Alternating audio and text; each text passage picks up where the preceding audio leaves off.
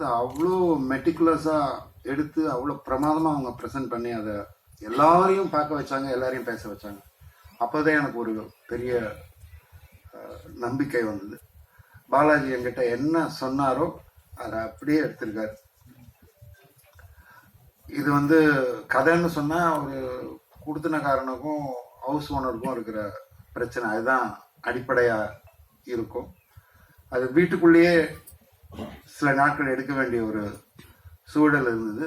ஒரு வீட்டுக்குள்ளே இந்த ரூம் அந்த ரூம் அப்படின்னு பண்ணும்போது அதுக்குள்ளே ஒரு பெரிய நல்ல டெப்த்தும் வெரைட்டியும் கொடுக்கறது கஷ்டம். அதை ஜெகதீஷ் வந்து ரொம்ப இயல்பாகவும் ரொம்ப வேகமாகவும் பண்ணார்.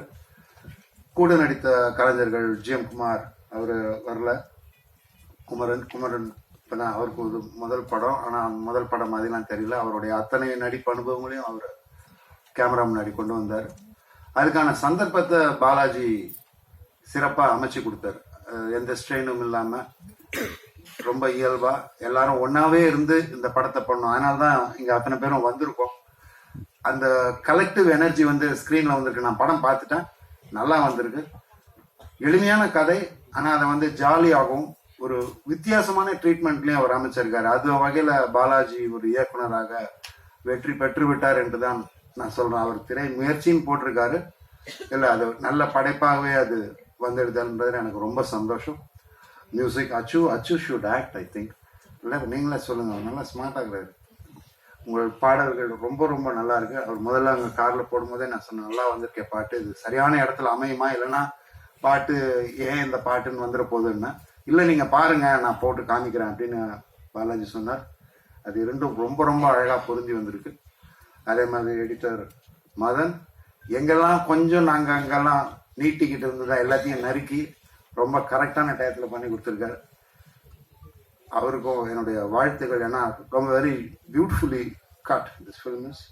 ஆர்ட் டைரக்டர் வாசு ஒரு சின்ன ரூமுக்குள்ள ஒருத்தனுடைய வாழ்க்கையை காட்டணும் அப்படின்னும் போது அதில் அவ்வளோ டீட்டெயில் வச்சு அவர் அந்த ஒருத்தனுடைய வாழ்க்கையை அவர் காட்டியிருப்பார். அது என்னோட ரூம் தான். அதிகமாக அதை பற்றி பேச விடாமல் காட்சிகள்லேயே அதை செஞ்சுருக்காங்க. அதெல்லாம் வந்து இந்த படத்தில் நான் பார்த்து ரசித்த விஷயங்கள். நீங்கள் எல்லாரும் பார்க்க தான் போகிறீங்க, நிச்சயம் உங்களுக்கு பிடிக்கும். மற்றபடி இதை அப்புறம் ப்ரொடக்ஷன் பற்றி சொல்லி ஆகணும். ஸ்ரீனிவாசன், ரவி அவங்க எல்லாருமே வந்து எல்லா நாளும் ஷூட்டிங் ஸ்பாட்டில் இருந்தாங்க.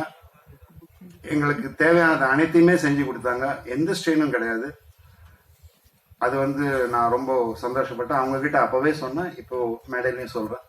இதுக்கெல்லாம் காரணமான எங்கள் தயாரிப்பாளர் அவர் யாத்திசை எப்படி கொண்டு போய் சேர்த்து அனைவரையும் வியக்க வைத்தாரோ அதே போல் இந்த படத்தையும் கொண்டு சேர்ப்பார் உங்களுடன் சேர்ந்து என்று நம்பிக்கையுடன்.